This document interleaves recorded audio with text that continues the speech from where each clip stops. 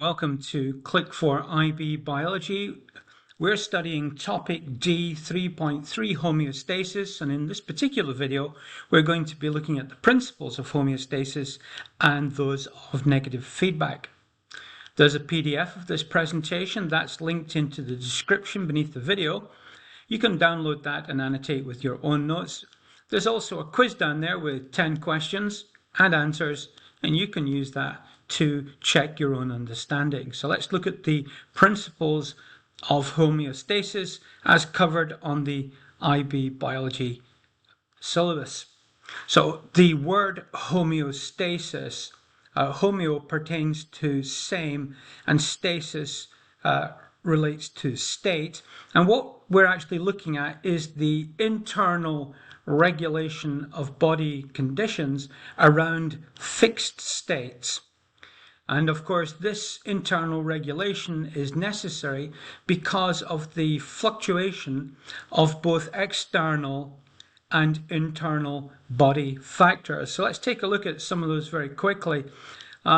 The changes in blood pH could, of course, influence the operating conditions within the body. Perhaps we could relate this to another part of the course where we're looking at the effect of pH changes on the rate of enzyme reactions and how it would be necessary to maintain conditions around the optimum pH, avoiding any fall off in performance by pH fluctuation.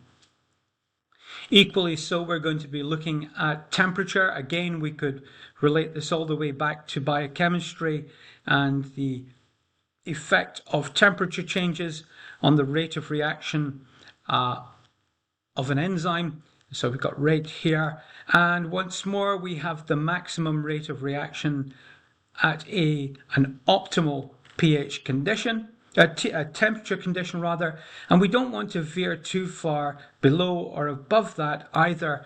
Otherwise, we'll find that there's a drop off in those enzyme operating conditions, and indeed, of course, high temperatures bring about denaturation. Blood sugar levels, of course, will be considered with consideration of our dietary intake and the influence of the hormones insulin and glucagon in the regulation of a constant blood sugar level. We'll also look at osmotic concentrations, and here where our study will be looking principally at the functioning of osmoregulation and excretion within the kidney. Now, within any homeostatic consideration, we're trying to regulate around a fixed point, and in my diagram, I'm suggesting that the disturbances, the fluctuations, may raise any particular factor to a higher level. It's necessary with such a disturbance for this to be detected and for there to be effector mechanisms that will then bring about the reduction of the influence of that factor.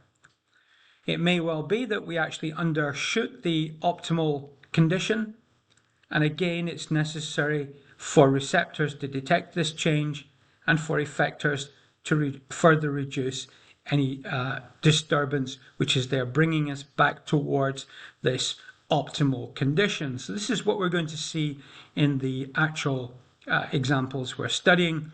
Another way of thinking of this is in terms of a negative feedback system. So this is just the same diagram put in a different way, where we would have the input stimulus would be the fluctuation in a body condition such as temperature. That would be detected by receptors, temperature receptors for instance, and then this information would need to be relayed to a fixed point regulator. Often within the body, these would be part of the central nervous system. And then for effectors, which take the forms of muscles and glands, to bring about some correction to that factor. Now, the key point with negative feedback is that the correction which occurs then becomes the subsequent input stimulus.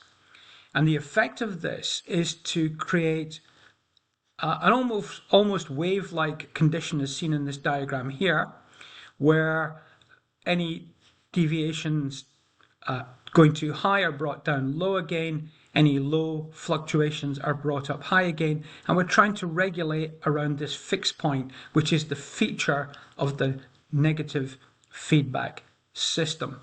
Going beyond these particular limits, these high limits here, would lead us into conditions of physiological stress, and those will be considered in each of the examples that we look at with respect to homeostasis.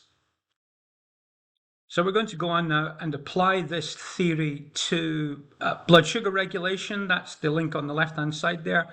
Here's the link to the channel to which you could subscribe. That'd be greatly appreciated. And for your convenience, the playlist for D3.3 homeostasis is also provided.